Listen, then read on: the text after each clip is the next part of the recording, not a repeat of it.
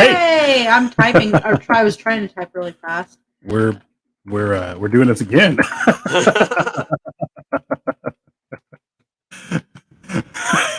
Everyone's gonna be like, whenever they bring Raz on, they don't have a lot to talk about. No, I'm just kidding.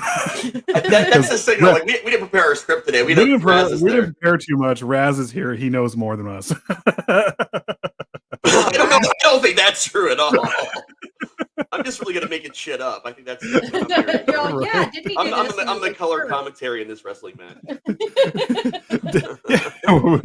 Didn't he do something with crayons and then killed that person with that one time, and then he went over here this one time, and it's Beats Bears Battlestar Galactica. So hey, Stephen P. Kitty Cat. Hi, Stephen P. Kitty Cat. Hello, Mikey. Oh. Hello, name I cannot pronounce. Sorry. Very Russian. Hello, Spooky Tales. We're all here. Oh boy. Spoople Tales. This should be interesting. We're in trouble. Hello, myself. Hello, random mod that is totally me typing at the beginning of the show. So you could have just had conversations with that, like, and we would not have known that it was also you. Like this, I'll be like, "Hello, mod. How are you today?" God, man, we have a lot of mods in here tonight. We have, and they're all typing the same damn thing. Man, they're good. Welcome. I feel very welcomed. I'm not sure about anybody else right now. We get the rumor mill started. See those assholes over at Psycho Bunny? They just make everybody come in their live feeds, no matter what. I'm watching you guys and watching the Cowboys get their asses handed to them. Well, yeah. Wait, who's playing that? Is it Cowboys and Cowgirls and who? I think it might be Broncos tonight. Is it Broncos tonight, Christopher? Slippy! Slippy! Hey, and then the Noir Hour, guys. Oh, hello! Yes. How are you feeling, dude? Yeah, Tyler got the vid. The Rona. He got the Rona. Huh? It's Seattle. Seattle? Oh. Yeah, I'm not a big fan of the Sea Chickens, but as long as they're beating the Cowboys, that's what I care about. Slippy asked about ice cream. I don't know about ice cream, but I was told that we would have punch and pie. Punch and pie. It's Flavor Aid, guys. It's Flavor Aid ice cream? Let's not use name brands, you know? Flavor Aid punch. Flavor Aid. If you taste almonds in there, don't worry. It's just the same. Hey, only so many people were able to taste almonds. You know that, right? Able to taste it and smell it. Yep. If you taste and almonds, it's even rarer in men. It's cool. Genetic trait. Yep. More women. I guess. Which is one of those famous people who do the autopsies on like Fox News or whatever, or on what? No, it was a chick. It was on not Fox News. Wait. Well, it was ID channel. Autopsies on Fox News. On ID channel or something like that. It was originally like the criminal channel. I can't remember, crime TV or something like that. But she was doing a story of how she was just trying to figure out who killed a certain person or with what, and she happened to be one of the people who could actually smell cyanide, which smells like toasted almonds and stuff like that. She started cutting into the body because they couldn't figure out what killed it, and it was like that smell came right out of the body. Run. Yep. Stressing over the next couple months. I'm sorry you're stressing, but hey, you know what? We are going to promote. But we are doing pretty well. Sorry. Tyler said he's feeling terrible for the first time ever. Cannot speak at the moment. Working on it. Got to go talk to Dennis Paulina tomorrow. Or Paulina. I said that wrong. Sorry. Be careful, man, for sure. Like that's. It doesn't affect some people a lot, but like, you got people like me that was in the hospital and they said, "Yeah, you're gonna die and we're gonna send you home." Thank God they were wrong about it, but I was down for almost 3 months and I've got permanent damage, heart, lung, and brain. Oh my God! From Corona. So what the fuck? And then other people in my house got it. It was like a really bad flu for them. Khan got it, and it was like the first time I was bad. The first time I was really bad. The first time I was really like I normally get sick. And I'm done with it in a day. And she's like got whatever she gets sick, and it goes on for weeks. But it flipped with us the first time. Not the first time. I'm talking about the time that I had it before you did. Oh, okay. Remember when I had pneumonia and they would not treat me? So they weren't admitting that it was here yet. Yes. And they would not treat me, and I had full blown pneumonia, and I had to go in and throw a fucking temper tantrum. because I didn't know what was, all I knew is I've had walking pneumonia or before. I've had pneumonia before, and I was like, I know what the fuck this is. So can you guys treat me? Yeah. And they were like, oh, you're getting better. I'm like, no, treat me, breathing treatment, something. Right. I threw a Gatorade across the room. Well, then they found out that all the early breathing treatments they were doing in hospitals was part of what was killing people back then. So maybe it's a good thing that maybe it is. Yeah. But I ended up throwing a Gatorade across the entire room, and they finally took me to the back just to stop me from doing shit. Yeah. And I'm not even that bad usually. You have to do stuff like that sometimes to take control of your own healthcare. Like you got to. But I think the scariest thing for me is the brain fog that comes with it, and still hits me all the time. Like that was one of the shit. That was one of the things with us. We kept getting that for like a couple weeks afterwards, and I still do. I randomly still have it from anywhere from like a couple hours to a week, and it's bad. So weird. So Spooky Tales says this is the final preseason games. So it's a bunch of guys in Cowboys jerseys that will be bagging groceries next week, getting their asses handed to them. Pretty much. Next week, what is it? Hello, Lavender. Hi, Lavender. Oh, that's I forgot. Slippy says, well, I mean, I will say, ever since the interview with y'all, things haven't slowed down. I blame y'all. JK, thank y'all. Love y'all. We make everybody busy. That's how it works. That's what she said. Ah! That's a cough. That's my one of the night. I can get out of my system. I didn't have a beer with me right in my hand, so I was spit it all in a cough. Cake on me. Oh. I'm good. Spitters are quitters. Spitters are quitters, aren't they? Yep. Yep. Spitters are quitters. I am drinking a 25 milligram hemp drink tonight called Brown. Excuse me. That was louder than me. And I turned away from the mic too. It's lemongrass flavored with lemon balm in it too, which is pretty nice. So it's nice and calming. I am. And it has CBD in it too. It does. That's why I said hemp drink. I'm sure you said CBD, but it's not what that sounded like over here. There for like a brief moment, I thought it was STD, but I was okay. No, it has STDs in it, and guys. It has STDs in it. I'm drinking a weird orange juice derivative today called Mountain Dew. I say this, no one believes me, but if you look at the label, it actually does list. It's practically citrus juice, yeah. But it says orange juice. So whenever people get after me for drinking things that are Mountain Dew, I'm like, but I drink orange juice every day. Well, because you're on the eastern side of the Mississippi, shouldn't you be drinking mellow yellow and stuff like that? Isn't this like sacrilegious or something? No, not here. I have no idea. Sorry. So where I am in Ohio is actually the test place for the FDA, like across the country. So if there's new flavors of anything in this area, like the Dayton, Ohio region, we get it first. So we have people from Canada. Okay, send me some Starlight if you still can find it, because I really miss Starlight. I hate this new Dream World. It's disgusting. It tasted like chemicals and rotten mangoes. I don't even know what that is. That's basically what mangoes taste like to me. The new Coca-Cola flavor is Dream World. Disgusting. Oh yeah, we Starlight. I love Starlight. That's my favorite. Probably still have Starlight too. I drink Mountain Dew flavored Mountain Dew, and that's all I drink. So that's all I look for. but I will pay you to send me some Starlight. I am probably the only Californian that hates mango. I cannot stand mango. it. I love avocados. With tahini on it. But I cannot eat, drink. It's just disgusting to me. And I was like, okay, I'll try it tonight. And that drink is terrible. It is not good. It is not good. No. It is not good. I like mango if it's cooked. Like there's certain dishes that taste good with cooked mango, but like that's it. I agree with that. Mango. Sorry. Go ahead. Are you talking about the tequila rose stuff? That's all I was trying to ask. What about Tokyo Rose? No. Anise flower. Yep, anise flower. Anise flower. Well, Tokyo Rose was... Papaya flavored soda might be okay, as long as it's not... I'm sorry, but like Hawaiian papayas versus Mexican papayas Hawaiian papayas are superior. Sorry, they taste better. The Mexican papayas kind of smell like vomit, but that's because it has the same enzymes that are in your stomach. Yeah. And so does the other one, but the seeds are actually okay for your stomach to help with digestion. It's good shit. We got avocados. We can do avocado toast tomorrow. Sorry. But I mean, this is coming from the guy who ate Bengay. Yeah.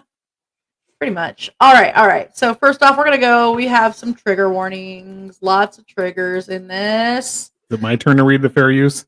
So fine. Fine. God. Under the... Whoa, that's not... That's not... What the hell? What did you do? It's right there. Oh, I was in the wrong one. Here we go. I was messing with other stuff. What on earth did you do? I haven't messed with this thing in a week.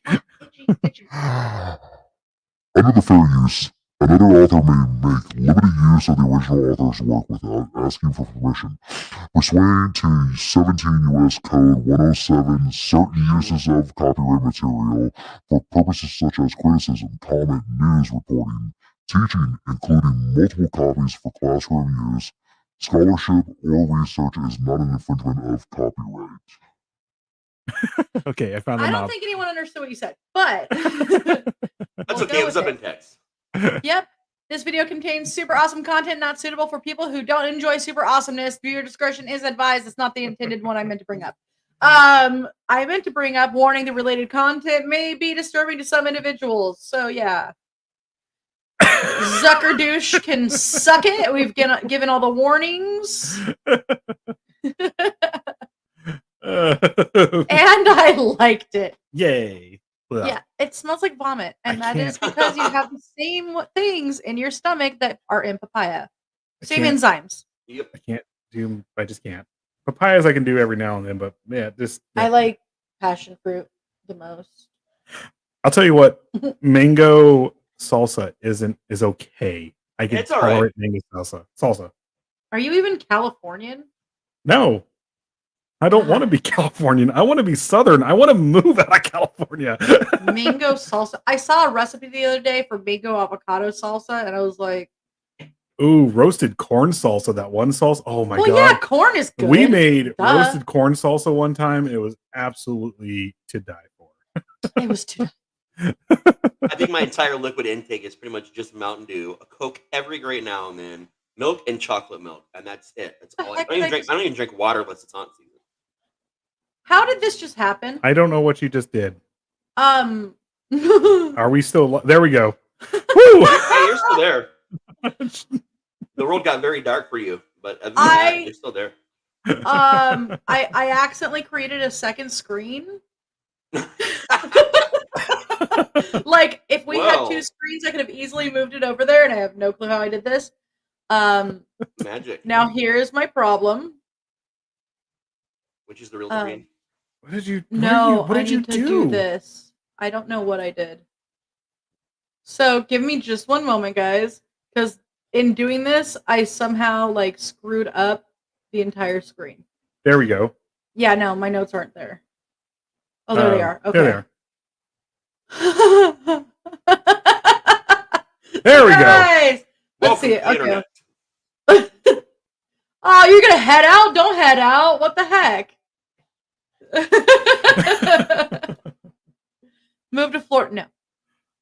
No, just get halfway and be like, nah, I'm tired, and just stop in Ohio. We'll stop at Georgia. I don't want to go to Florida. We'll stop at Georgia. I think that's probably as close. Somebody to Florida. stole my identity in Florida, and I've never even been there. I would move to Florida. If you want to be near the South, but not always deal with the South, what you do is you move to where I am in Ohio, because it's only an hour drive down to the South, down to Kentucky, and everything else is only a couple hours farther than that. And even Florida's only a 16-hour drive. It's not. That's like in the middle of Florida. It's not even that bad. It's so insane to think that like. We haven't even got to the subject yet. Oh, I'm sorry. I was just gonna say it's so insane to think about that from Ohio to Florida, 16 hours, but to go from where we're at Orlando too, like right in the middle of Florida too. Oh, to go to the top of California, to the northernmost part, that's a good 14 hours. Yeah, somewhere around there. For the record, we don't make that shit. What's that? The fancy shit. I just make tomatillo salsa and regular like pico. Yeah. Go ahead. I just open canned goods and mix them with whatever's in the fridge, and that's what I get. But you are awesome. Oh, and for the record, when I was living in Tennessee, I said, hey, I'm going to make some guacamole. So I went looking for avocados. But that was fun, wasn't it? And then my favorite was when somebody said, what is this green stuff? Yeah. Huh? Okay, no. And then somebody was like, "Well, I put mayonnaise in mine." That's actually a lot of people put mayonnaise in their avocado dip, and it actually does Okay, make it better. avocado dip, yes, but not guacamole. I mean, avocado dip is guacamole. Sorry. No, there's two different things. You have like There is these a really difference. awesome international markets, kind of ish around, like a little bit closer to the Kentucky border, called Jungle Gyms. They give you a safari map that says you are here, and you are walking literally in the biggest supermarket you'll ever see in your life, with animatronic Elvis bear statue, lion statues, Oh, that's weird shit.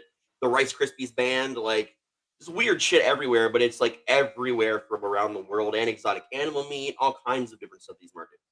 I'm totally down. I am totally great. down. The Noir Hour. Gulf Coast, you can hit 3 states in 3 hours.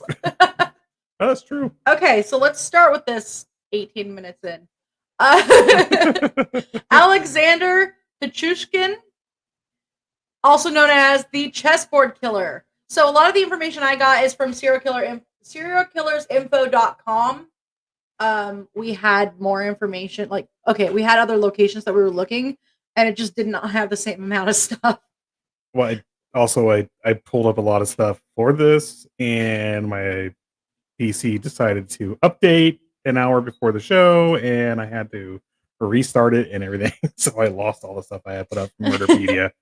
All right, so who was he? He was born April 9th, 1974. He is from Russia, and he is believed to have murdered as many as 60 people in southwest Moscow. Yes. And specifically in Bitsa Park. Not so much is known about his like childhood or his young adulthood. However, one striking thing about his early life is the fact that at an early age he fell backwards off a swing, which then he was struck, like it came back and struck him in the forehead as it swung back. And this is actually what they're speculating caused frontal lobe damage, which it would explain his aggressive behavior. I don't, because he's otherwise. Hey, Thank otherwise. you. The bunny with the pumpkin head. Yay. I don't think they've done any scans on his brain or anything like that, but he did. Yeah, this is just one of several head traumas I think he had as a kid. Well, this one in particular was the most known because I guess it was the most traumatic. Yeah. So this is him as a kid. Look at that cute fella. Look at those big old ears gonna fly away.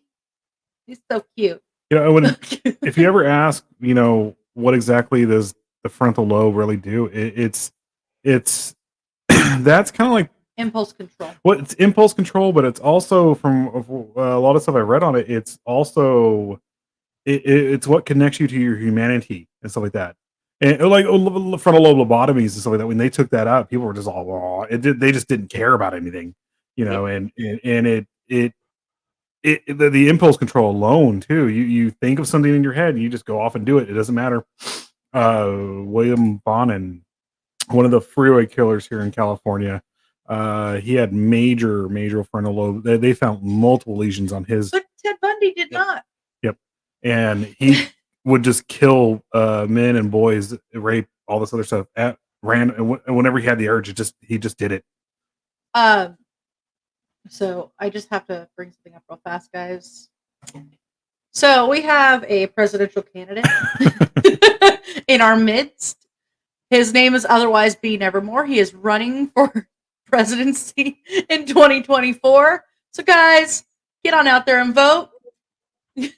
yeah. If you need someone for like the Secretary of Education, I'm your guy, because I want to institute this thing called Common Sense School that everybody has to go to, and after your senior year, you take 2 years paid for, by the government, called Common Sense School. Then you can do whatever the fuck you want in life. You don't even have to go to college. Just at least yes, I learn had some to. common sense. I had to, absolutely. Okay, let's get back into this. I had to. So. After his accident, his behavior actually changed. So he used to be known as very sociable and now became hostile and impulsive. His aggressiveness might have been influenced also by the fact that he was bullied quite often. So he was physically and verbally attacked on more than one occasion by other children at his school. his mother took the decision to transfer him from his school to the school for children with learning disabilities. Bullying. By the way, the job is yours.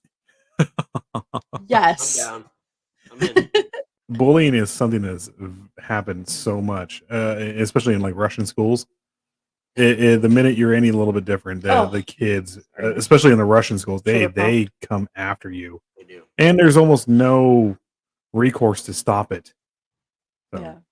Well, so he had a very caring relationship with his grandfather, though. So it was his grandfather who actually realized that he had more to offer. Observing that he was highly intelligent and that his talents were going to waste at that school, as he wasn't involved in any activities that could stimulate his brain.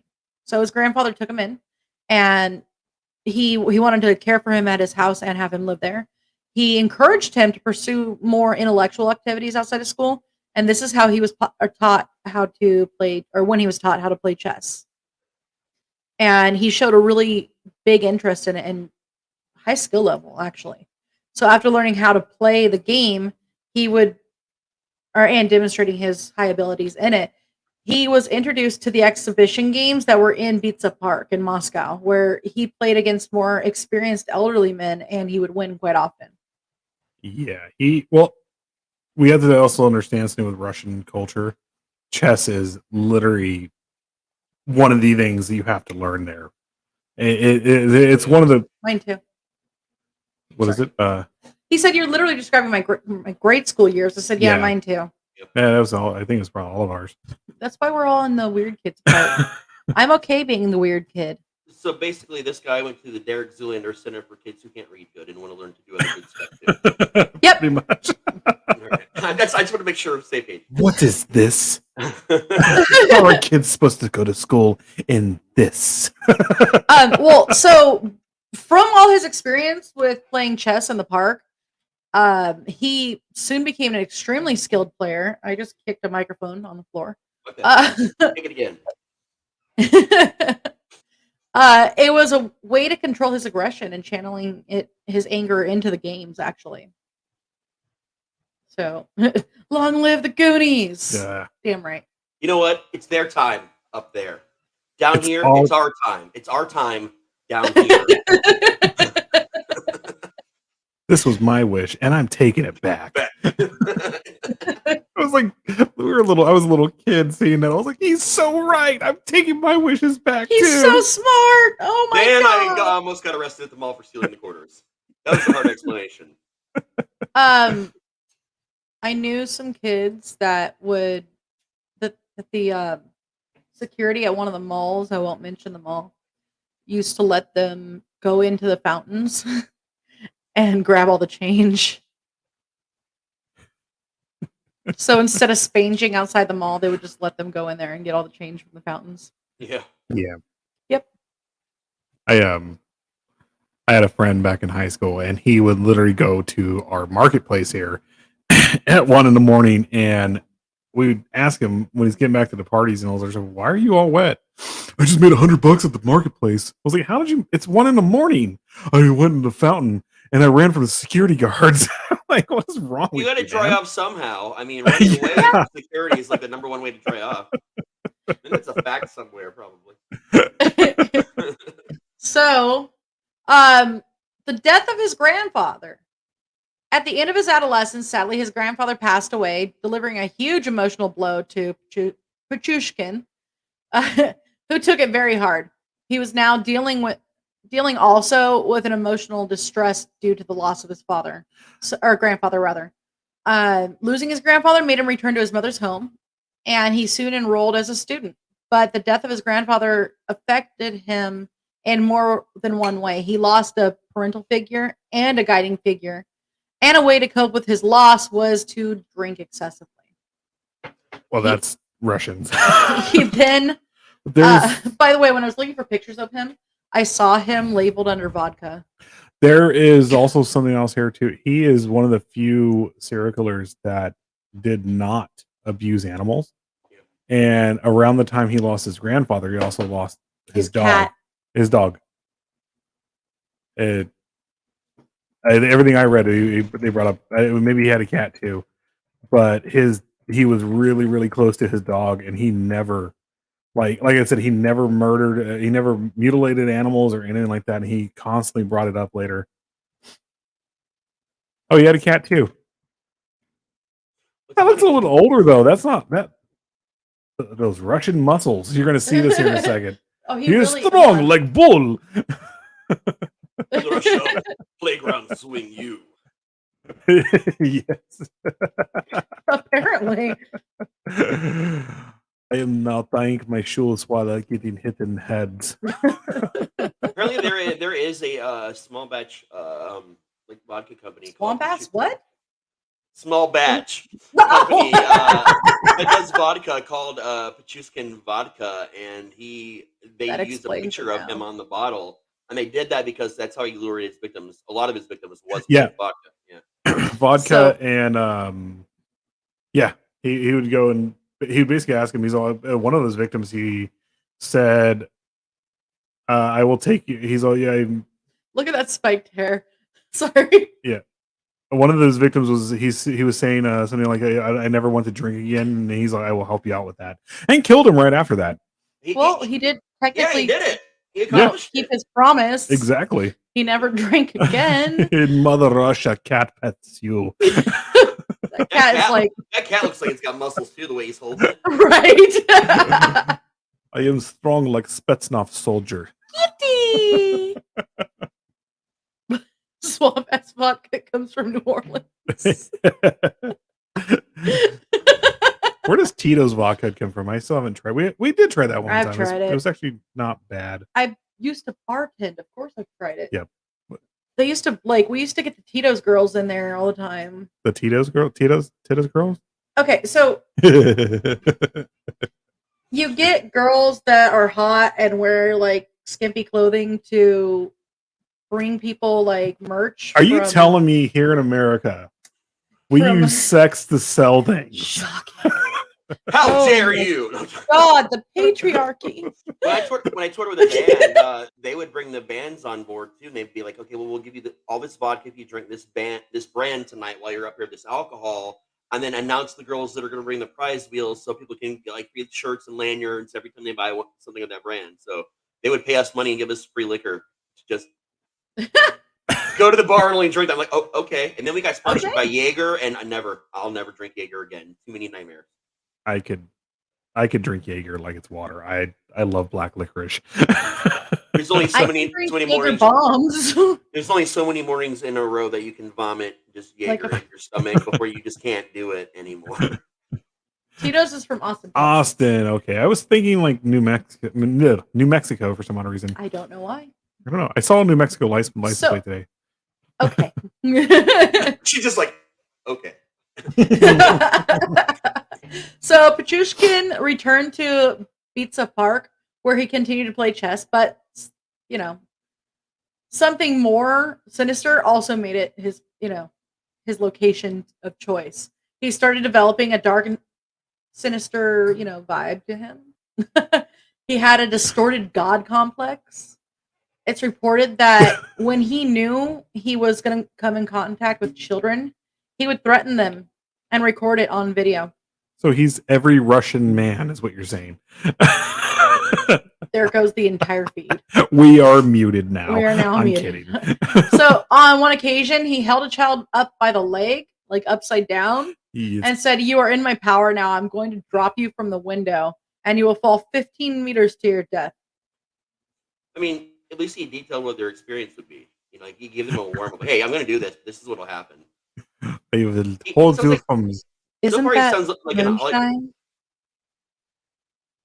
They make vodka in Chattanooga near the choo-choo. Wouldn't that be shine?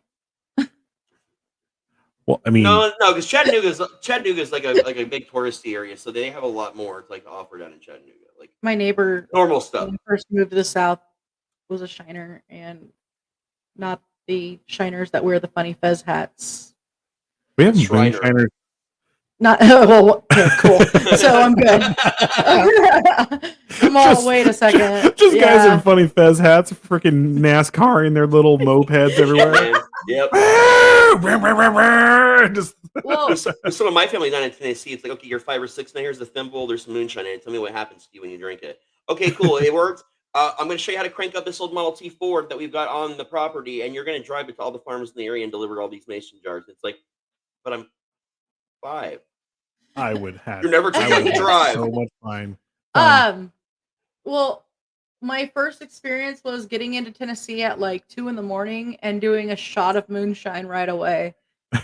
We had and I was like, hey, this is actually pretty damn good. Can I get more? The auto parts store I used to work at, we had we were the warehouse up there in the middle of nowhere in Bakersfield, northern part of Bakersfield, the most northern part of Bakersfield, where it's going off in the hills.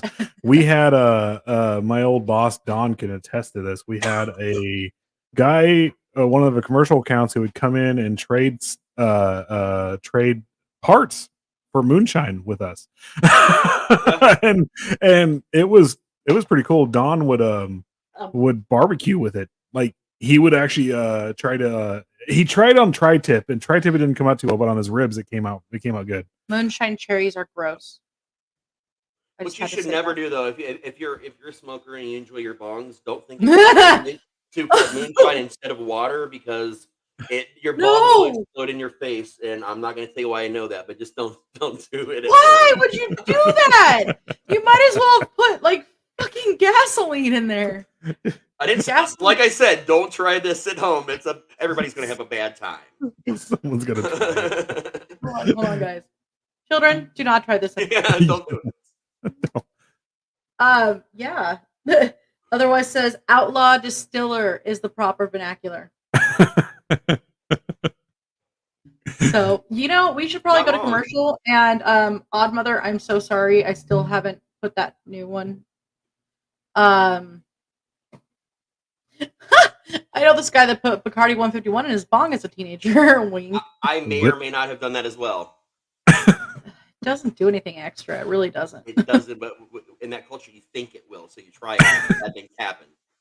So, Stephen P. Kitty Cat, I will be adding your commercial a little bit later, and I'm sorry because I had them all emailed to me, and I didn't get the chance. I'm sorry. I've been working all day.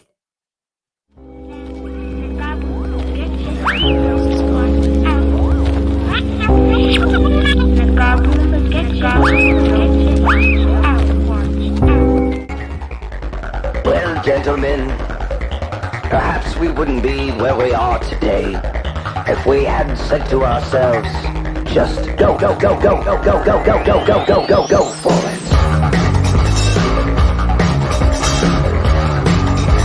Final score for this film, we're going to give it 3 paws out of 4.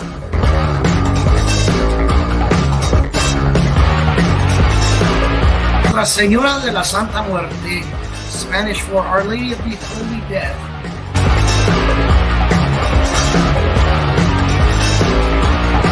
Out now! Oh, not sex and violence! Hi everybody, I'm Akash. And I'm Pre-Sexist Diamond. And we are Roots Bleed Red on Psycho Bunny Death Cult. Aha!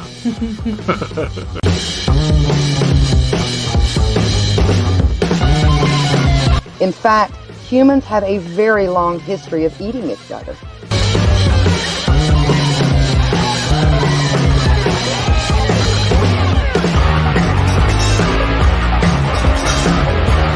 So lock your doors, turn out your lights, and join us for Ghoul Radio.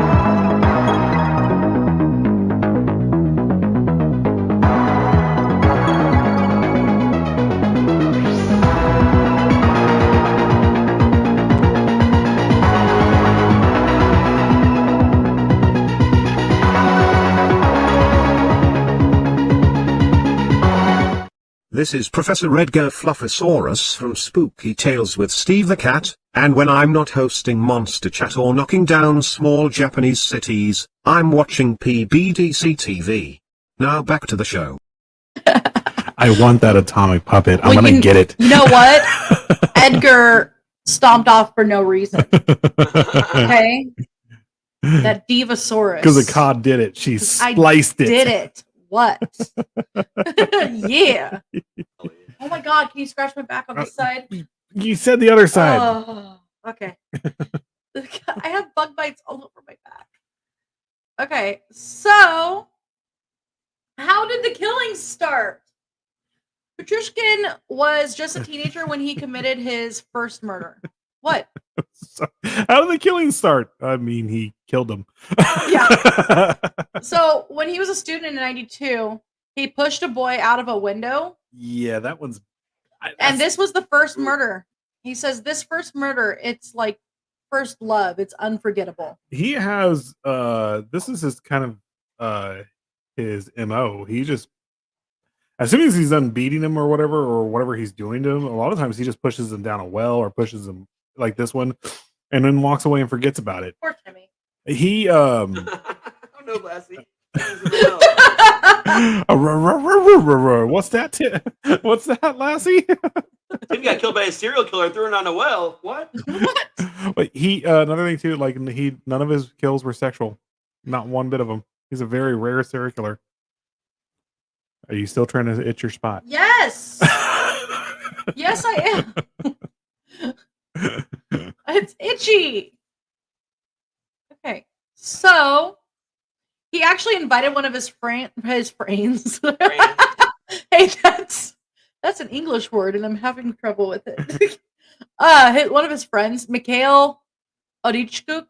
Where are you at? Odichuk. Yeah. Artichoke. Mikhail Artichoke. What artichoke chokes you? So with him on one of his killing expeditions, they began walking around trying to find someone to kill. When it became clear that his friend wasn't taking it seriously, he killed his friend. Yeah. And claimed that the police questioned him about his friend's death, but nothing really came up. But if you can't kill your friends, who can you kill? You know what I mean? Like exactly. So at the time of the murder, one of the most prolific Ukrainian serial killers, Andrei Chikatilo, was convicted of killing 52 people. And we've done a show on Andrei Chikatilo. The Rostov Ripper. I love that name. I'm sorry. It was so brutal. It was brutal on two fronts. One was the 4 Russian episodes. The Russian words. There's a lot of them in that one. This one's not too bad, but and then they really go into detail about the children and all that stuff. So the Russian media speculated that Pichushkin was motivated by dark competition with Chikatilo, aiming to become more famous and kill more people. And he did say that he wants to kill 64 people to beat Chikatilo. Hence the chessboard killer. And it's basically 64 people. It's the number of squares on a chessboard. I didn't checkmate. I didn't say it yet. I was waiting he later said he would have continued had he not been caught. I think he would have. They might have let him go if he would said checkmate every time. Look at that. Chessboard, that should have been his catchphrase from the beginning. Like the media, like he should have like sat there like when he was in court, right? And they read all his charges, and he just gets up and goes checkmate. And I'm pretty sure he did. Look at that face. Possible. Look at this face. Jeez. That's frontal lobe damage. For sure. That's a fucked up nose too. Does every Russian male look like Vladimir Putin? Look at that. Every single Russian male looks like Vladimir Putin. Is that like state law or something like that? You have to look like Vladimir Putin? No, they just take more pictures of you if you do. Apparently. Right. So, as his god complex was driving his killing appetite, he was leading what appeared to be a normal life. He had a job at a supermarket. He picked up one of his victims from there, actually. Almost all of his victims were picked up while walking in the park. By the way, this is also, just to bring it up, this is the vast majority of his killings took place in post Soviet Union. This is when there was a lot of corruption among the police there. A whole lot of corruption, more so than what there is now in Russia. So, like, about supermarkets, what was it like? Hey, I got the newest copy of Weekly World News in my van. You want to come drink? I was about to say, don't they all look like that? Yeah. Hey, I got the new Weekly World News. You'll never believe what Bad Boy does next.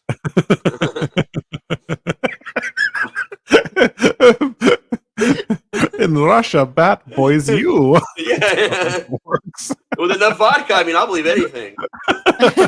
Right? So, his modus operandi was the same, either getting his victims drunk or sneak up behind them and delivering a fatal blow. He said, he told investigators, I would sometimes wake up with the desire to kill and would go to the woods that same day. I like to watch the agony on the victims. That is very common right there with serial killers. They love me some Bad Boy. They enjoy it's the agony, the control. Yeah. And later on, he'll say too, he felt like their father because he was basically delivering them to death. Yep. And it's such a weird. For the record, he said, "For me, life without killing is like life without food for you."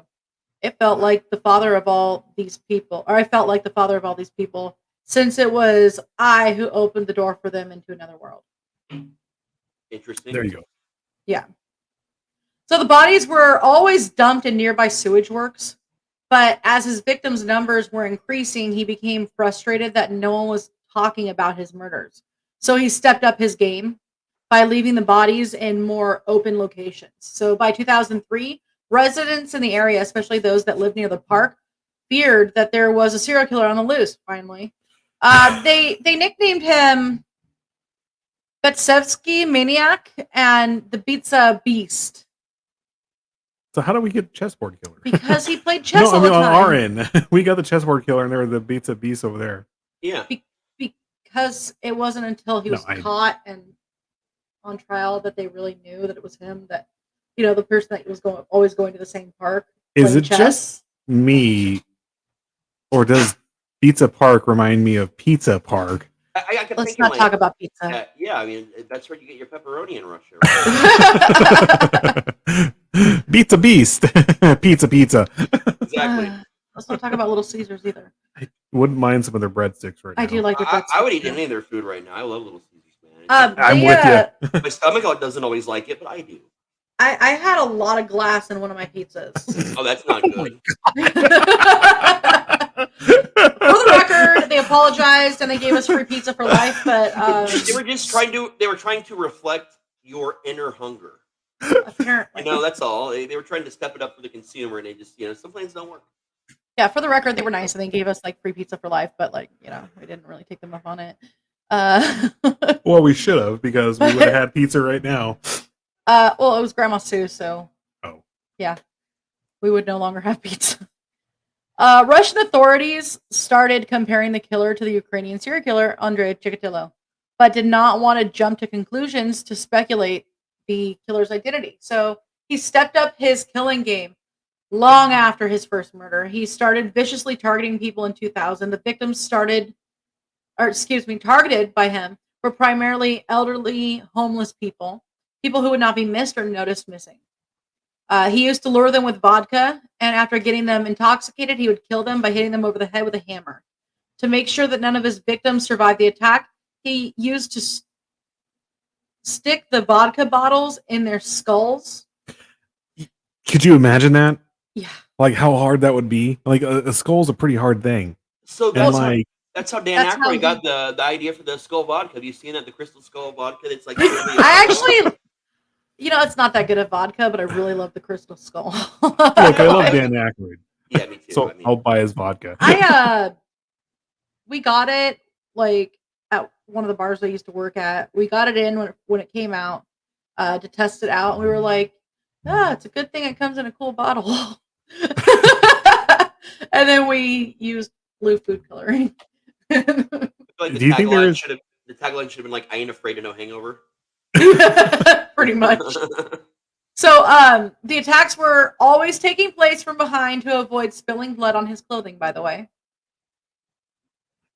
Hey, Ivar! Oh, God.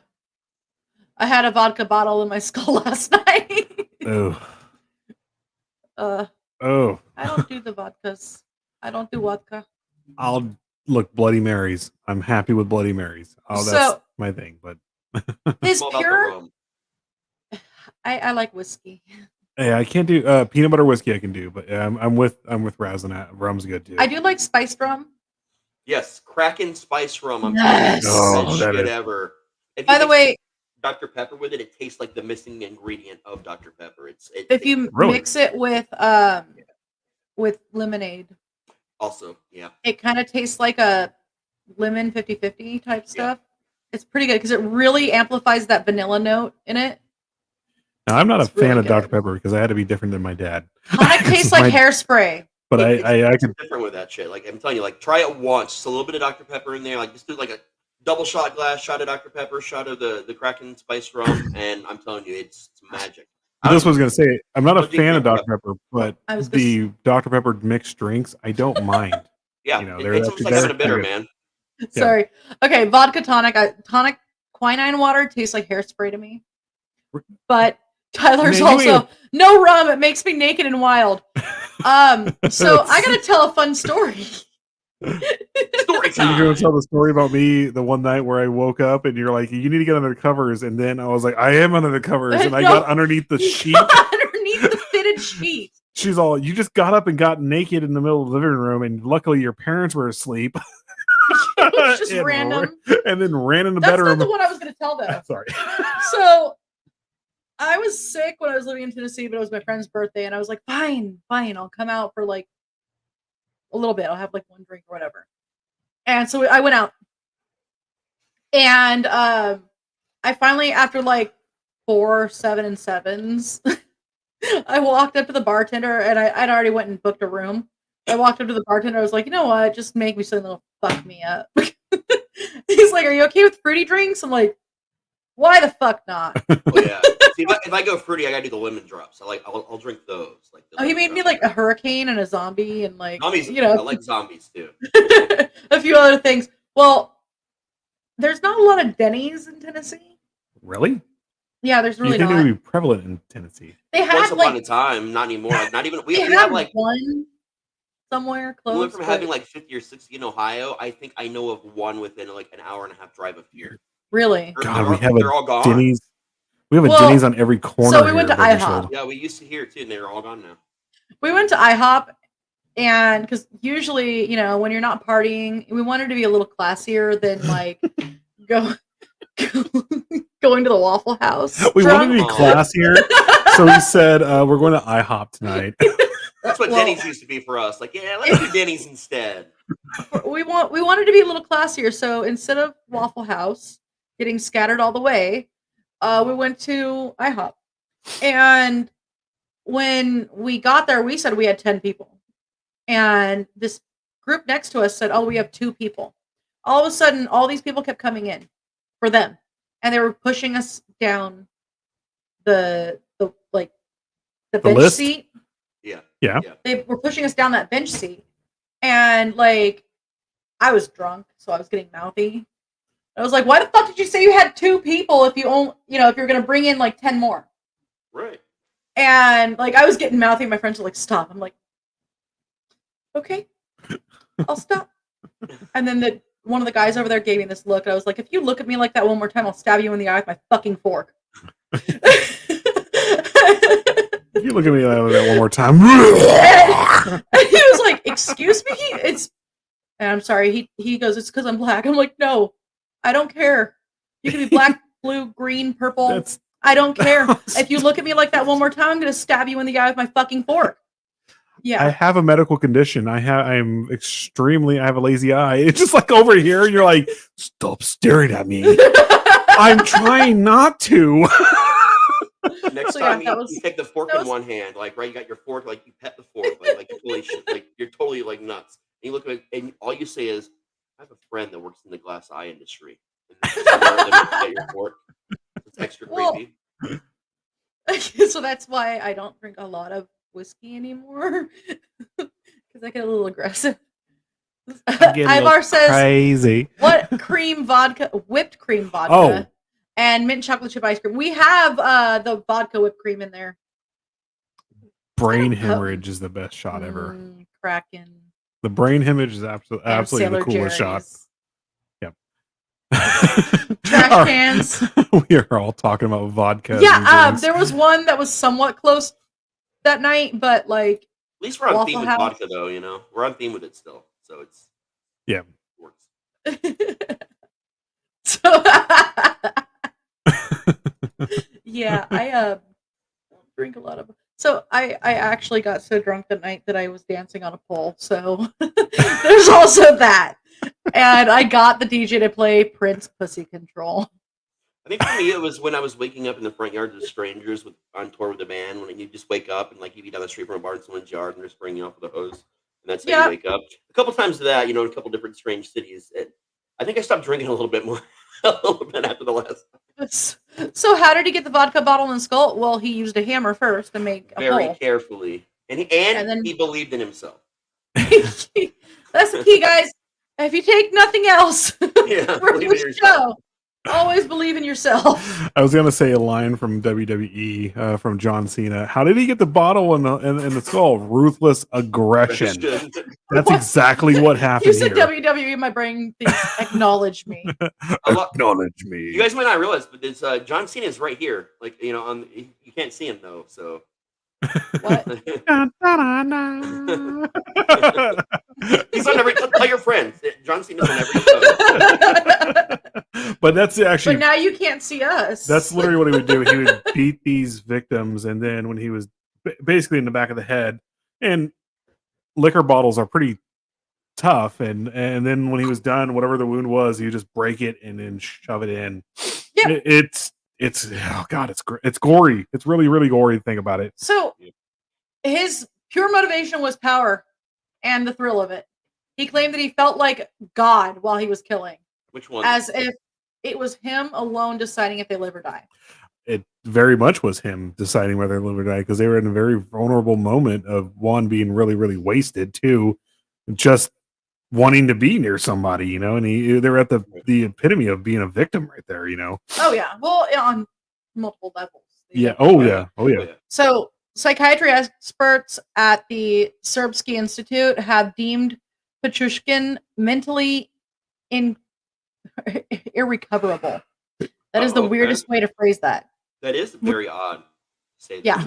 There's no medications or anything like that basically to bring him back from the brink. He's there and he's going to always be there, which is I mean, again, all serial killers are like that. You cannot fix them. It's an addiction. Just remember, guys, you cannot fix narcissists. You cannot fix psychopaths. Really, you cannot really fix. You can kind of work with sociopaths. You can't. Oh, sorry. Go ahead. No, go ahead. I was gonna say this reminds me of a joke, like a joke about like being crazy, right? So there's this guy, he's in the mental institution, and the doctor walks in to check on him, and he's just like swinging his arms like this, like he's got a baseball bat, and the doctor looks at him and goes, "What's going on with that?" He's like, "Yeah, I'm gonna be the best baseball player ever, like Pete Rose when I get out of here." And the guy's like, "Okay, you good luck with that." Next day comes back, he's dribbling, he's shooting, he's like, "What's going on now? I'm gonna be Michael Jordan when I get out. I'm gonna be the best basketball player ever." And this goes on for like 2 weeks with all kinds of like sports and skills. Finally, the last day, the doctor walks in the room and he's just got something in his hands and it looks like he's just pumping it. Like for 5 minutes, the doctor just watches him do this. And finally he goes, "All right, man, what's going on?" Guy looks at him and goes, "I'm fucking nuts and I'm not ever getting out of here." Sorry. No.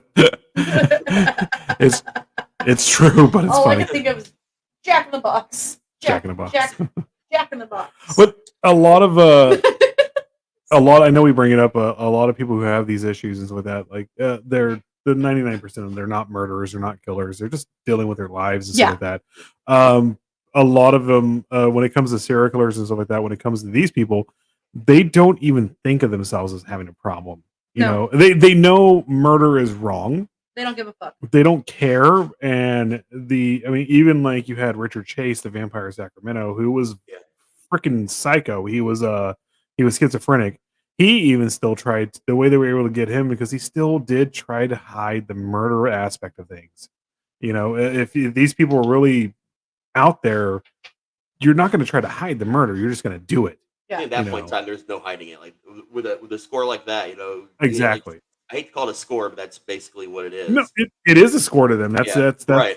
We're not condoning it. We're not condoning it, and we're not talking bad about the victims or anything like that. But to a serial killer, this is a score, and especially to this man right here, he was no different than the scorecard killer and stuff like that. He literally is marking off spots in his chessboard to have 64 kills. And I don't think I realized like it was considered a score until, and this might be a weird example, but when Peter Jackson, the Johnny Bartlett character, when he's getting arrested, he says, you know, "I got me a score of 12, sir," and that's one more than Starkweather. That's his whole character's point, is that he wanted to kill more, which is what we were talking about with, this guy wanted to kill more than the Ukrainian counterpart. So it was like the psychology behind that. Chikatilo, yeah. So it's like that psychology, like I want to score higher than them because, you know, in a way it is a game. That's where the power comes in. That's where a lot of these other things, you know. Rodney Alcala during the Hillside, he was active during the Hillside Stranglers. And what he would do, even though the Hillside Stranglers didn't acknowledge him, he acknowledged them, and that's where a lot of the bodies they found. One of the bodies they found from the Hillside from Alcala was basically in Marlon Brando's backyard. Or it was down the hill, but it wasn't in his backyard. You can't see California without Marlon Brando's eyes. You can't. You can't. You also need to be closer to the mic. Sorry. I didn't need to be that loud for that one. But Alcala would start posing his victims more so to be in competition with the Hillside Stranglers, because it was almost like he was acknowledging their existence, that hey, we're colleagues, and I'm going to do this and you're doing that. You know, it's so weird to have that going on. It's just people get in this weird competition mode with that stuff. And then we see a lot of pop culture where they have like serial killer get-togethers. They do it in Sandman. They do it in Supernatural. Does it at one point in time. There's a lot of these shows. American Horror Story. Hotel did it actually too. It's a big part of it. So like you've got all these shows that glorify, like, you know, what if serial killers did have this secret, like, you know, convention that they all came to or what have you. And it makes you think that maybe there is more competition than we're aware of, or there is more like, hey, have you tried killing your victim like this yet? Oh no. You know, it's like maybe there's this whole sub world that we don't even really know exists. So the park where he committed his murders, Pizza Park, it has an extensive wooded area covering about 22 square kilometers of southern Moscow. So on October 15th in 2005, the Moscow police found the body of 31-year-old Nikolai A. Vorobyov. He actually had suffered a blow to his head, having a bottle stuck in it. And 1 month later, the body of another victim was discovered, and it was 63-year-old man Vladimir Dudukin. Hadouken. Dudukin. Sorry. Downright fierce like a Hadouken, guys. And that there was So there was a second victim that was 63, and then 2 weeks after that, that was Vladimir Dudukin. And just a week after that, there was another body found. So by Christmas time, there were 7 bodies in total that have been discovered. What year was this again? It was like the early 2000s? 2005. Oh, wow. Okay, so this is... So none of the victims seemed to be robbed, but what they did all have in common were the terrible injuries to the head and the mutilation either with a vodka bottle or wooden sticks forced into the skull. So it was clear that the Russian police had a serial killer on the loose, and the serious crimes were actually handled by Moscow's elite murder squad, which is not what you might think it would be if you could call the murder squad. This is the police in Moscow at the time were very corrupt again and very lazy too. They just didn't want to deal with half the stuff that was going on. Well, so the senior investigator put on the case in February 2006 was Andrei Supranenko. Yep. But right. he's so far had no clues that he could possibly use to identify the murderer. So the investigators picked up evidence from the crime scene, but he wasn't leaving any traces. He wasn't leaving fingerprints, nothing like that. They decided to get help from the most experienced forensic scientist, which was Vladimir Vorontsov. And they actually had him analyze the bodies. He noticed multiple injuries in the back and one side of the head as well as on the face. This was the killer's signature. So with no other forensic evidence, he still managed to determine the murder weapon, which was a hammer. Yeah. So close to Pizza Park, there was a psychiatric sanitarium. The investigators believe that the killer might have been a former patient that had escaped or who was let out, and he was now hiding in the park to kill. Everyone was questioned. Anyone looking suspicious was interrogated by the police, but nobody seemed to fit the suspect. Like, my brain just stopped. Oh, mine did too. I can't think of it. The profile. The profile. There we go. Derp. But nobody seemed to fit the profile. So this theory was dropped. 200 police officers would roam the park, stopping and questioning anybody that they thought that they came across, really. So it was then when they arrested a trans man who surprisingly was carrying a hammer in his bag, which he claimed to carry it for protection. It felt like the police had their man in custody to them. But 24 hours later, his alibi checked out. And he was definitely not the murderer. Which is actually lucky for him because a lot of times when we were covering the Chikatilo, the Rostov rippers, like that, there was a few people who actually went to jail and were put to death. And then he started up killing again. And they're like, okay, we got the wrong guy. Whoops. Yeah, basically. So a week later, the body of a woman was discovered. By now, the total count of bodies was up to 12. It seemed that the killer had switched victims now to killing women, but in reality, he was just grabbing whoever he could.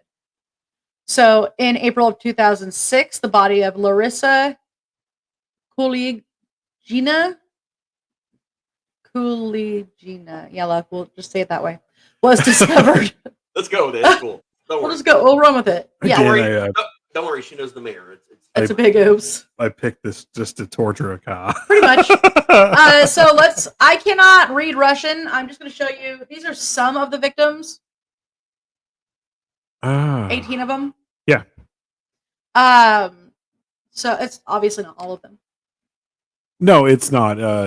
There's a total. He says 60 or more. 60 or more, but he was convicted on 54 of them, I think, or 52 of them. Yep. So we're gonna get into his last victim. 2 months later, in June of 2006, the body of another woman was discovered, but this time the investigators discover a crucial piece of evidence in the victim's coat pocket. It was a metro ticket. So the ticket the ticket discovered led the investigators to check all surveillance of the Moscow metro, hoping to get a glimpse of the victim's last hours of life and see if she was alone or somebody else was there around her. So maybe somebody could offer information, And this was a huge task. So the investigators noticed that there was a 15-year-old boy, and he came forward to, excuse me, let me reread this. Oh, it was a 15-year-old boy who actually identified her body. Yeah. Oh, wow. She was 36. It was her name son. Is Marina Moskalyova. She was a worker at the supermarket. You go. She was his coworker, and what happened was she went out, like, I think the way her son later on explained it was just like, hey, just in case the serial killer gets me, here's his name and his phone number, and that's basically how they ended up catching him, because she didn't return. But like during their walk, I think he did later on say too that she was saying, oh, I gave out your name and phone number to my son just to be on a safe side, and it was a warning sign for him, but he couldn't stop the urge from killing, and he ended up doing it. So she was a single mom, by the way, and her son's name was Sergey. Sergey, that's a strong name. I like it. So Sergey had more to tell than just identifying his mother. He told the investigators that his mom went out with her boyfriend named Sasha. As a worried mother, she tried to contact her son to tell him where she was going. Unable to reach him via phone, she left him a note about where she was going, with who she was going to be with, and the phone number of the person. So when checking the phone number, investigators traced it to a 32-year-old man who worked in the same supermarket, Alexander Pichushkin. And his name in Russian is often shortened to Sasha. How? Because it's not Alexander in Russian. Is Sasha in Russian? It's in the way that you pronounce it in the Russian language. Apparently, Sasha is common for a nickname. Well, I guess it's okay. I am not going to try to get it. Look at that plaid pouting person right there. Why are they always in plaid? I don't know. Hey, what's wrong with plaid? I mean, I live in a flannel pretty much year round. Hold on. I have this picture. He is. Howdy. He is very much. He is very much basically like, I just hurry up and get this over with so I can get to prison. Like, this is the picture we're going to show you here right now. I put it in as pouting Pichushkin. Pouting Pichushkin.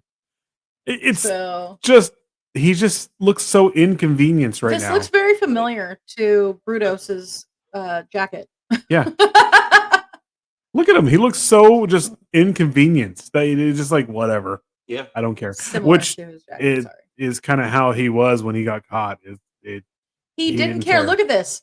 He was in like this glass cage in court and just like, whatever. Well, that's common in Russian courts and stuff like that. You are put behind glass so that when you are. God, look at that face. But he loved his kitty cat.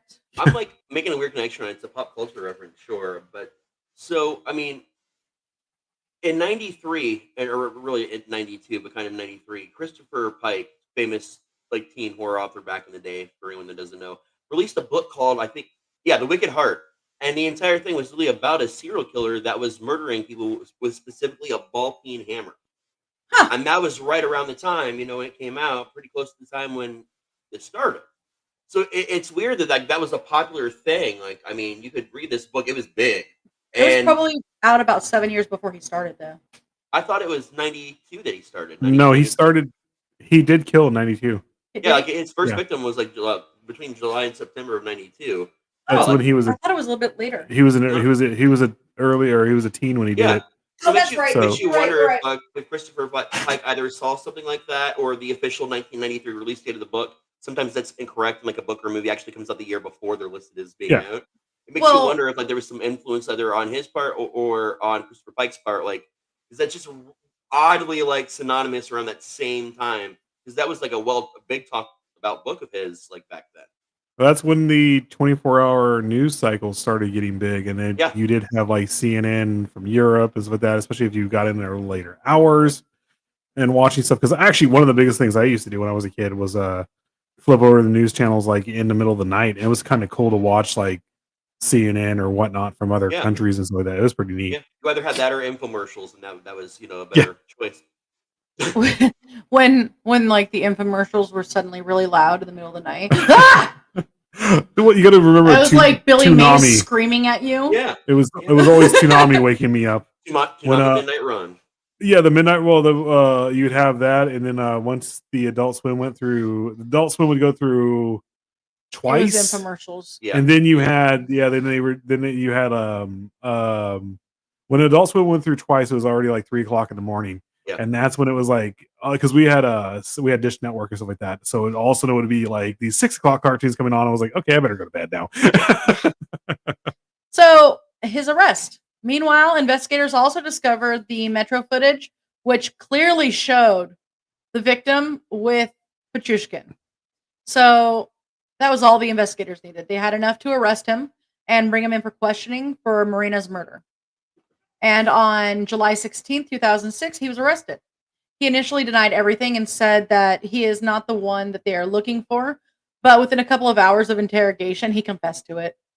The final pieces of her murder are coming together. So he met her on July 13th and invited her for a picnic. According to his confession, they sat for hours alone while he was contemplating whether to kill her or not. He eventually decided to take her life. And basically, as life had become torture for him anyway. Oh, God. Ever. Sorry, what were you going to say? Me, nothing. Oh, sorry. No, I was just listening. But it does sound odd. Like he had the Shaggy defense. It wasn't me. Yeah, basically. Wrong Shaggy. Oh, I'm thinking. Okay. Was she coming on the counter? Wasn't me. Yeah, exactly. Yeah, that Shaggy defense. Oh my God, we can't show this GIF right now. No, it won't play. But cannot. They actually have him demonstrating on a dummy in the park of how he would do it. Wooden cutout of a knife. Actually, him. Oh, we can't. It won't show it. Wow. Will it?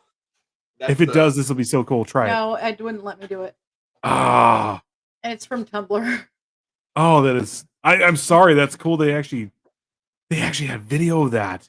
That you gotta send that to me, man. That's nuts. Oh well, yeah. I'll show it to you here. Yeah. Okay, we saved the link. We're sending it to you. That's messed up, man. I'm doing this now because I'll forget. So here we go. Pichushkin then delivers an enormous shock to the investigators when he suddenly confesses to 61 murders.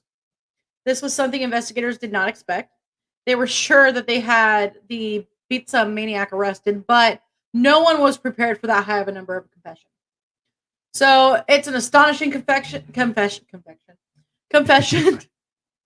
And they now had to confirm all the victims. So while in custody, they searched his apartment for further evidence that may shed some light on this confession. It is then when they discover a chessboard and numbers on them. But it was only numbered up to 61, so there were 3 spots missing. The one thing you have to take in consideration here is that a lot of his victims he threw down into the wells and stuff like that, and they just went into the sewer systems, but the water systems, and they were never found again. That's the reason why they only got up to 52 to confirm him, because I don't think he's embellishing in his stuff. I think he was very close to completing his task. See, I thought they had found 49, confirmed 49 originally, and then he asked the courts to add 11 to it, and then claimed that there apparently were 3 survivors that came forward. Yeah, so it would have been 63, but it's very confusing. It would have been higher. Yeah. Well, so much higher. They now had the most prolific serial killer ever in Russia in custody, but they had to find out if what they were saying was true. What he was saying was true. So they went through all the missing persons files. They went through all kinds of different crazy things. But remember that some of these people were lesser dead. So a lot of them weren't going to be put in the missing persons files. Mm-hmm. He was taken by prosecution to the crime scene to reenact the murders and show them how he killed his victims. The details are horrific. He was talking about how he got the hammer out, he'd run up, he'd smash him in the back of the head, that kind of thing. So his sole confession was not enough for prosecution, though. They needed more. They needed to take him to as many locations that they could.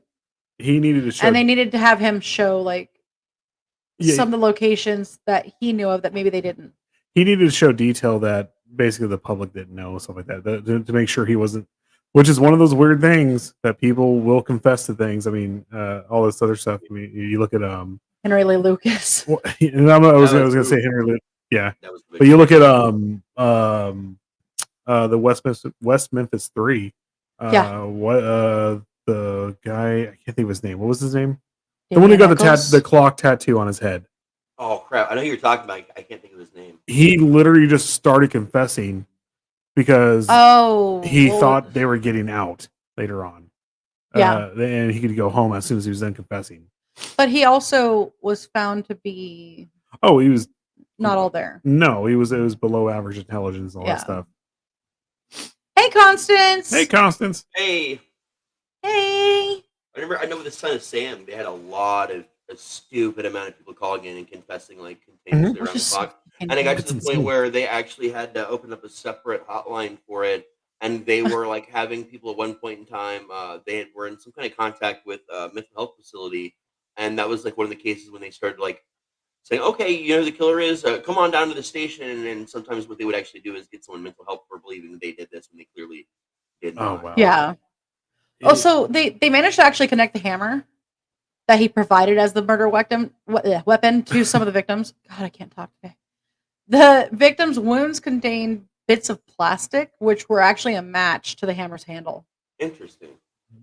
So he wasn't just hitting him with the metal part; he was hitting him with the actual handle too. Well, with enough force, it'll chip in the handle.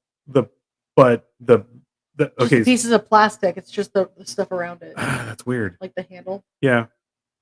So during the investigations, it came to light that on February 2002, another victim was interrogated by police. She was a patient at the hospital with severe injuries. Police took her statement. She had met Pichushkin on February 22nd in 2002. He promised to sell her some cameras, which he had hidden in Vitsa Park. She followed him until a sewage drain, until they hit there. And that's when he grabbed her and pushed her in. She fell in, but managed to save herself, climbing the walls.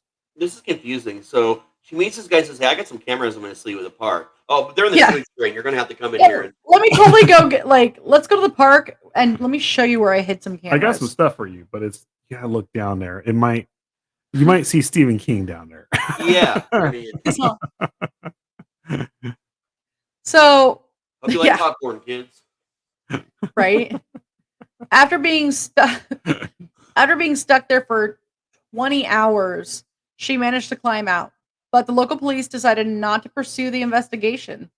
They had the name of the man who did this, but the police officer did not want to put the effort into the investigation. So the story behind her is, okay, I guess in Russia, you also have to have papers to be in certain cities.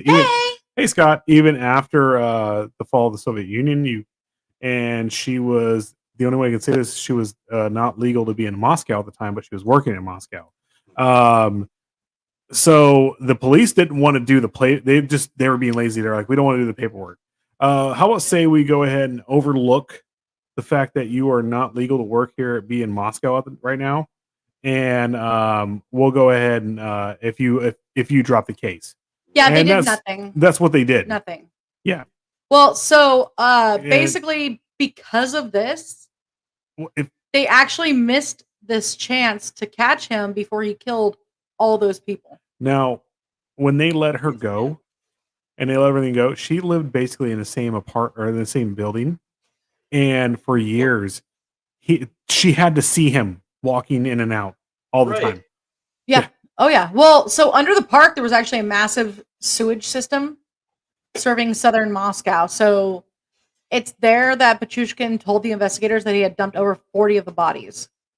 He even blamed the police for not finding the bodies sooner. And that's why they didn't discover him. No, I blame the police for not looking into what she had said. Yeah. And catching him sooner. Yeah.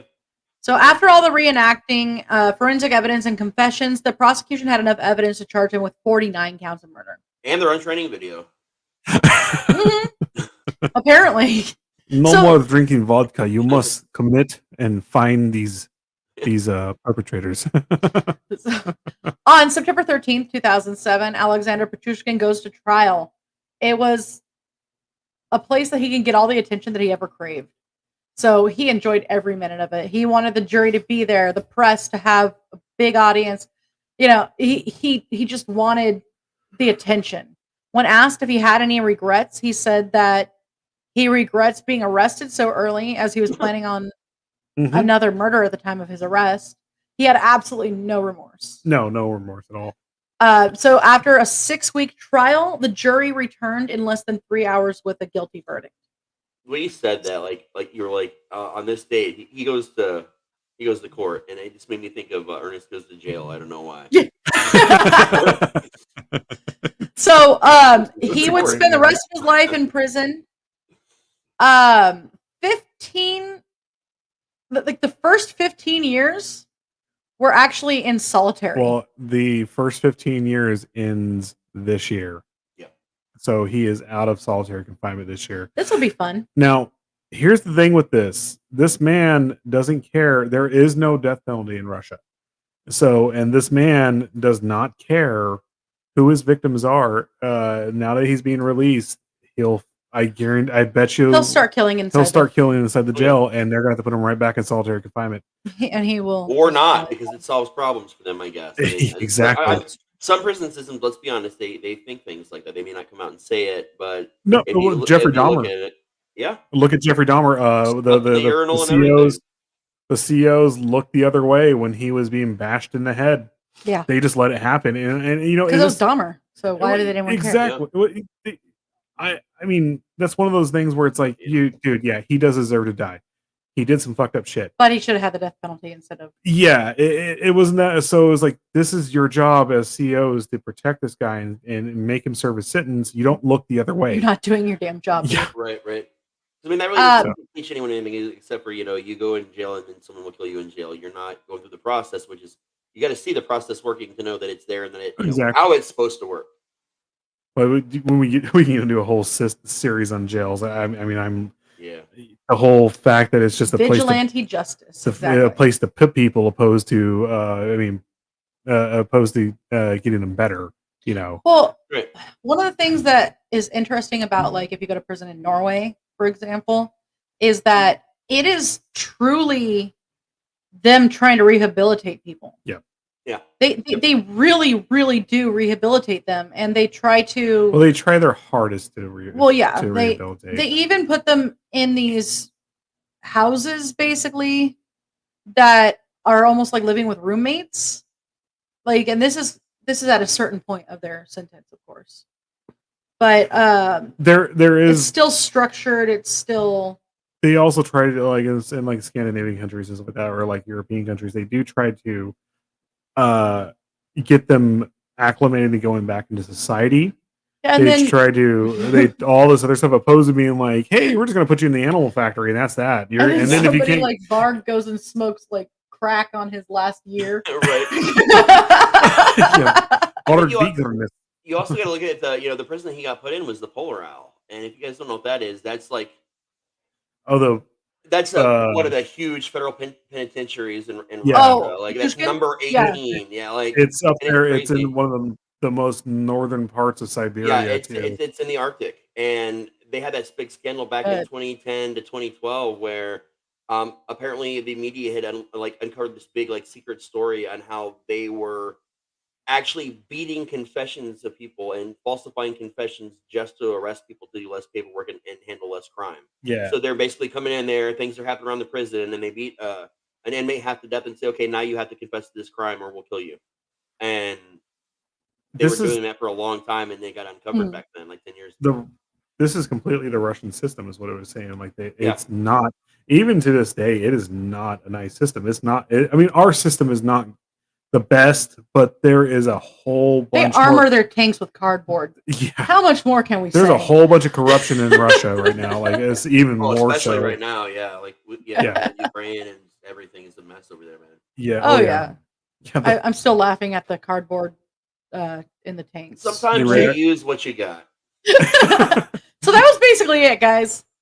That was that was another thing too. He did not beat Chikatilo. Chikatilo still beat him in kills when they caught him. I think Chikatilo was like 54, 55 or something like that. Gotcha. And he was like a couple away from it. So, what are you doing? I was looking for my Chikatilo picture. Oh, I'm sorry. No, I was like, I don't think we have anymore. But I think that's like also like we in America see Russia in a certain way. And a lot of it is really based on our pop culture. We make the Russian jokes, all the time because that's what we see in film and TV shows. And then but then you've got like really weird shit. Like there's a show. It was supposed to have been a reality show. It was called Siberia back in the day, and it was supposed to have taken place in Russia, but they filmed it in Canada. And this was actually a drama TV show that got billed as a reality game show. Or these 16 contestants were put out in the middle of Siberia and forced to survive. And then contestants are dying because of animals in the woods and all this shit. And that is now like part of found footage culture and the story of the show, because of the deaths or whatever that happened with the contestants, the crew up and just abandoned them, took their cameras and said bye, but they left secret cameras behind. And that was the setup of the show. So like that show has never been to this day officially canceled. They never heard from the producers that made the show again, which is this totally weird thing. Like in the found and now the show's called Alone. Right. Yeah. But like they did that because that's how people saw, Russian culture. Like in Siberia, even though that's like most of Siberia isn't even in Russia, it's just a big enough portion of it is. It's a very poor area. Well, it's very extremely rural. It's the equivalent of like Alaska compared to us. Like right now, like we think of like the United States lower 48, but then when you get to Alaska, you hear like, hey, there's a few 100,000 people there. It's like, yeah, it's all in Juneau and that's where the population is, and Anchorage. Like everywhere else is they're frontier living. No joke. Constance said this is giving me Stranger Things vibes when they had the Russians being the main ones behind all the horror. You're not wrong, man. That's called the Cold War. They say the Cold War ended. I don't think it ever actually did. I think I don't think so at all. It did, but like I mean. It was either Germany and then Russia, and Russia's still. Look what's going on with they're still doing Russia's. I hate to say it right now. They're in the middle. It's all a proxy war right now going in Ukraine. Yep. It's literally like us going, hey, here's all this money for arms. Go fight Russia real fast, and then it's back and forth with everything from Afghanistan. Like you have Russia going, here's all these arms. Go fight America right now, and it's always going that way. So. Always the backdoor stuff, man. That's the stuff to get you. Backdoor stuff is, it's not bad. I was hoping someone was going to pick up what I was laying down. You know what I'm saying? Right. All right. All right, guys. So, I feel the bathroom. So, speaking of the backdoor stuff, I'm kidding. I'm sorry. Okay. So again, Raz, thank you for joining us as always. And thank everybody in the chat. Thank you guys for joining us today. And have a wonderful night. Yay. Bye. I'm going to go with the old one.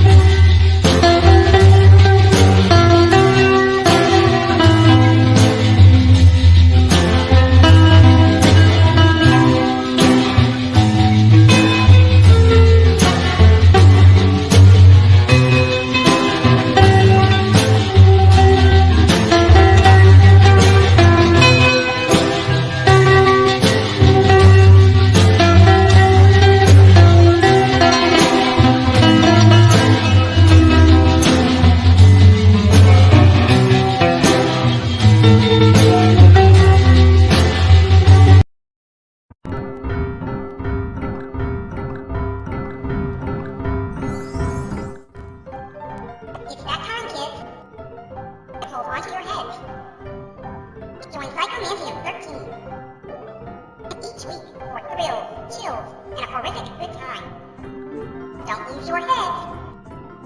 Join Psychomantium 13 and enter the weird.